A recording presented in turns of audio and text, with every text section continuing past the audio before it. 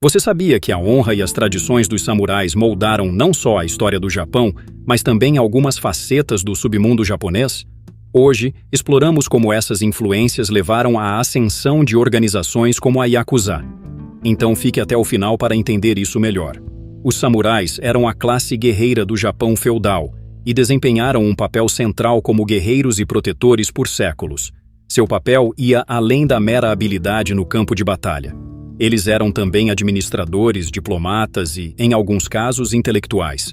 O que os guiava era o Bushido, o código de honra que moldava sua conduta e definia suas responsabilidades. Os samurais serviam aos daimyo, senhores feudais, garantindo proteção e segurança para seus territórios. Eles eram leais até a morte, muitas vezes sacrificando suas vidas para proteger o senhor ou a honra de sua casa. Além de lutar em guerras, os samurais também atuavam como mantenedores da ordem em tempos de paz, protegendo vilarejos e estradas. Eles eram responsáveis por coletar impostos, supervisionar os agricultores e resolver disputas locais. Para quem deseja entender melhor o papel dos samurais, recomendo o filme Os Sete Samurais. Esse clássico do diretor Akira Kurosawa não apenas retrata a vida dos samurais, mas também ilustra muitos dos princípios do Bushido na prática. A Era dos Samurais chegou ao fim com a restauração Meiji em 1868, um período em que o Japão passou por profundas mudanças políticas, sociais e econômicas. O objetivo do governo Meiji era modernizar o país e torná-lo competitivo com as potências ocidentais. No processo, a classe samurai foi abolida e substituída por um exército nacional inspirado nos modelos ocidentais. Os direitos tradicionais dos samurais, como o uso da espada, katana e o estipêndio financeiro, foram revogados. A proibição de portar espadas em público simbolizou o fim de seu status especial.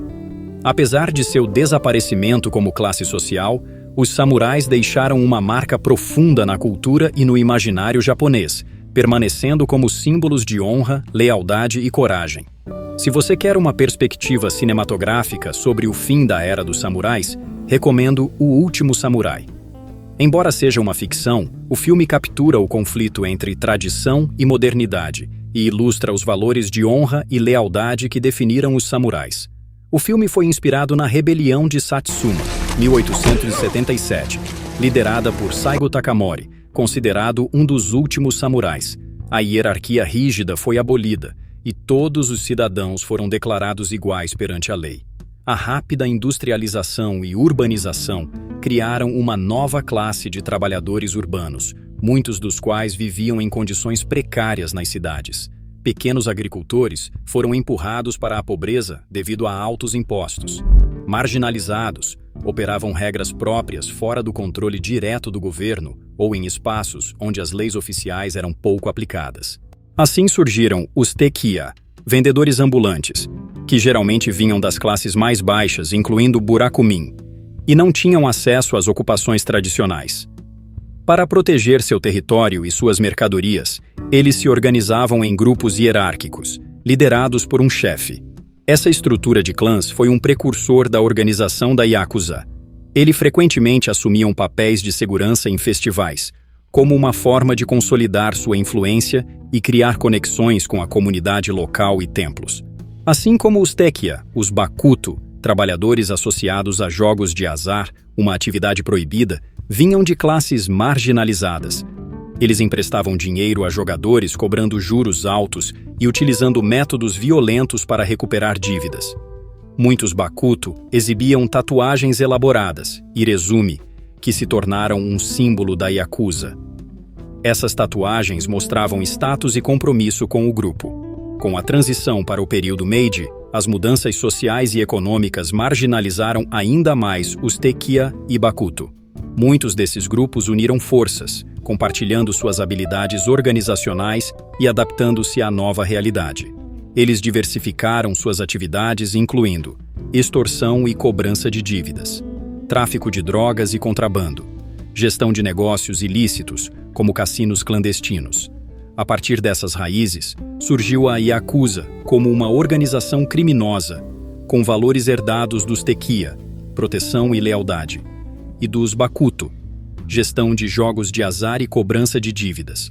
A palavra Yakuza tem suas origens em um jogo de cartas japonês chamado Oishokabu, semelhante ao blackjack, onde o objetivo é obter o menor número possível. Simbolizava algo sem valor ou inútil, refletindo a marginalização dos grupos que deram origem à organização. O Código Samurai teve um impacto significativo na formação dos valores que, em certa medida, influenciaram as práticas da Yakuza. Porém, segue um caminho muito diferente do dos samurais. Embora algumas figuras da Yakuza possam seguir um código de honra, suas ações geralmente são motivadas por interesses pessoais, ganho financeiro e dominação territorial, o que as distingue da nobreza e do idealismo dos samurais. A organização atingiu o auge de seu poder no período pós-guerra, quando o Japão enfrentava instabilidade econômica e social. Após a destruição causada pela Segunda Guerra Mundial, a Yakuza aproveitou o caos para expandir suas operações, controlando mercados negros e fornecendo bens e serviços que eram escassos. Eles também estabeleceram relações com políticos e empresários, consolidando sua influência. Durante as décadas de 1950 e 1960, a Yakuza diversificou suas operações, envolvendo-se em imobiliário, jogos de azar, extorsão e tráfico de drogas. Esse período viu a ascensão de grandes grupos, que se tornou a maior organização Yakuza do Japão. A Yakuza estabeleceu laços profundos com figuras políticas e corporações, muitas vezes ajudando na resolução de disputas e participando de atividades ilícitas ligadas à construção e imobiliário. Pois sua presença no Japão é tanto uma força de impacto social quanto um elemento do submundo criminoso.